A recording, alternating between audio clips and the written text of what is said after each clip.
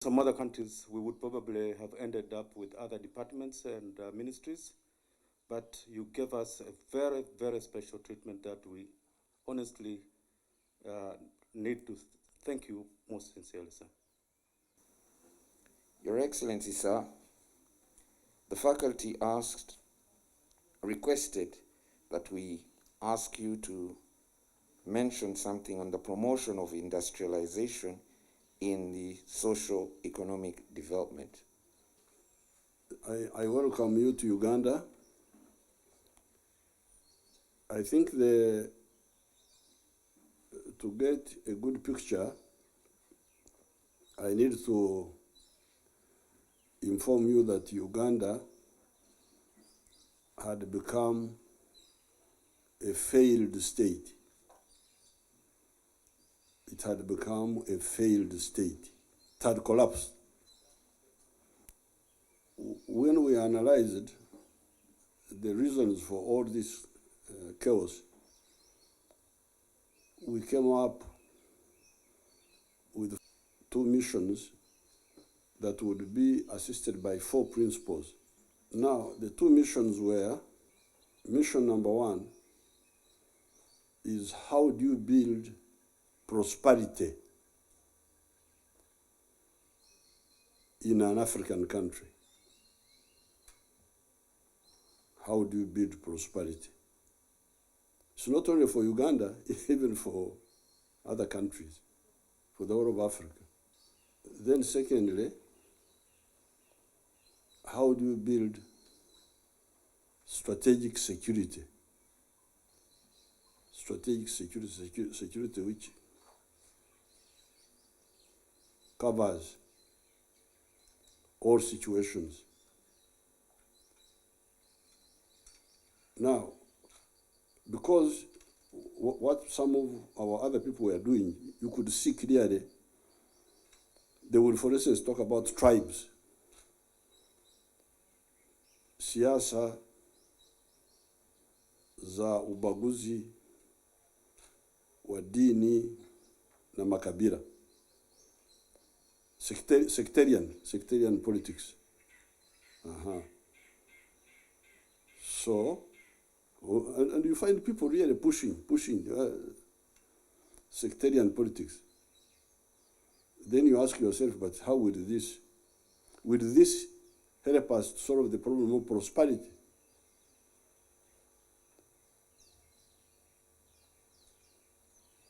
And how about security, strategic security? With this type of politics, where you base yourself on tribes and religious groups, and will it help us to build strategic security? So that's why we said no. We think you people, you are lost. Those who are pushing that line. So therefore, for us, we said, okay, if Africa, if Uganda is to prosper in a modern way, what will it need? And what do the families, because you see, when you talk of politics, you start with the families. Families ndio msingi wa nchi. Families. So really, when we talk of prosperity, we are talking of prosperity for the family, for the individual. Now, to be prosperous in a modern way, you must produce a good or a service, and you sell it. So if that is the case, then that means you need 2 people. You need a producer of a good or a service, and a consumer. the one who buys. Because if I produce something, but nobody buys it, or few people buy it, then I cannot continue. I cannot continue. Then we said, okay, if that is the case, for modern life, you need a producer of a good or a service and a consumer. But you need infrastructure to link the two. Because if I produce a good, but I can't deliver it to the market, I cannot deliver it to the consumer, then how will I manage? So I am prosperous, not because of my kabila, not because of my religion, but because of Uganda, the market of Uganda, the market of Kampala. Watu wa Kampala ndio wananunua bidhaa zetu hapa, and we get money and we are able to solve our problem. So when we did this, we said, oh, you people who are talking about tribes and religion, you are misleading us. You are prophets of doom, and we don't accept your position. So therefore, we said, in order to achieve our mission of prosperity, we said first principle must be patriotism. Patriotism. Principle number one is patriotism. In Swahili, we say uzalendo. I think we say uzalendo. So that's why we say socio-economic transformation through participating in the 4 sectors of the economy where you can make money. One of them is commercial agriculture, but with a sub, with a calculation. Without a calculation, you may be in the money economy but never get out of poverty. Then, second sector is the one we are talking about, industries. Industries, big or small.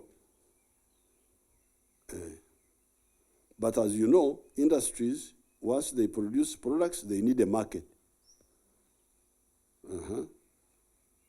They need a market within Uganda, they need a market in Africa, in the region, and they need a market internationally. But even internationally, for us to negotiate with the big market, we need our own big market. Sisi tukiona soko kubwa, inakuwa rahisi to bargain with the big people. Say, oh, if you don't allow me in your market, I will also not allow you in mine. But Uganda cannot dictate to China. Cannot say, you China, if you don't do this, I will not allow you to do this. That's why we need our own big market to be able to bargain with others. So the second sector is industry. But industry, as I've told you, even with agriculture, you need the market internal, the market regional, the market international. The market within Uganda, it is through political unity of our people so that we concentrate on uniting Uganda, not tribes and religion. Within the region, it is integration. Integration. We shall strengthen the market through East African integration. Economic and where possible, even political. Your Excellency, we are talking of industrialization or trying to transform our communities, our societies, and our countries to become industrialized. But the Western countries, I don't think they are willing to allow us to be industrialized because for them, they want us to remain their market. And they want to maintain us the way we are, as poor as we are. But for us, as we rely on the Western technologies or those other developed countries, I don't think we can develop. So, Your Excellency, how far have we gone in terms of transforming our education system? The education system that we inherited from our colonial masters, which might have been designed to keep us down. Because if you look at our graduates, all of them, almost the majority, are training to become managers. Managing what? Why don't we invest as much as possible in producing technicians or engineers who can at least come up with the technology whereby we can produce our own products and probably reach to the point of competing with those developed countries? He was asking a good question. Can we rely on the technology and the investments of others to industrialize our countries? Or should we have our own indigenous technology or technology indigenized by ourselves? I think here we are using a combination. For some years now, we have been emphasizing the teaching of science. Like, for instance, when it comes to government sponsorships in university, many years ago, we ordered that 70% of the government's scholarships should be for science. It's only 30% of government sponsorship that goes for these non-science subjects. And some of the universities will specifically discourage these social science courses, like the University of Mbarara here, the University of West Nile, the University of Gulu. We always emphasize, especially the new ones, we encourage them to, because we find the universities are spending a lot of money on social science courses, conflict resolution, I don't know what. We say no. So we are combining that one of emphasizing our own teaching of science in the universities. But Ngarambe is right, because it's not just theoretical science. It must be science which is also practical. And that's where we have these other technical colleges. We have many of them, technical colleges. Like, for instance, on the petroleum, we started the technical college of Kigumba, which deals with the petroleum technology. So we are moving. We need to move more, but we are conscious. We are conscious of that gap. But at the same time, you can also, if you have a good policy, you can attract technology from other people, especially China and so on, and India. They can also make a contribution. But you're absolutely right. You should not depend on only the outsiders. You should develop your own capacity.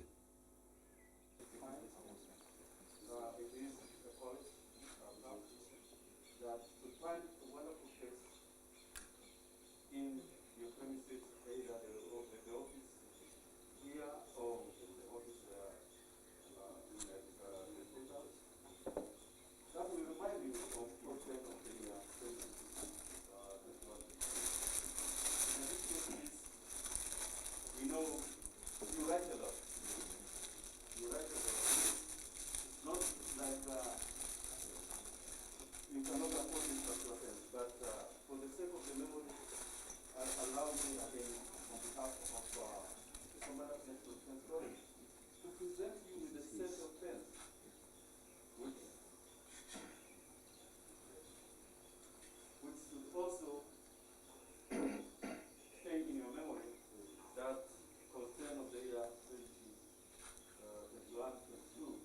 We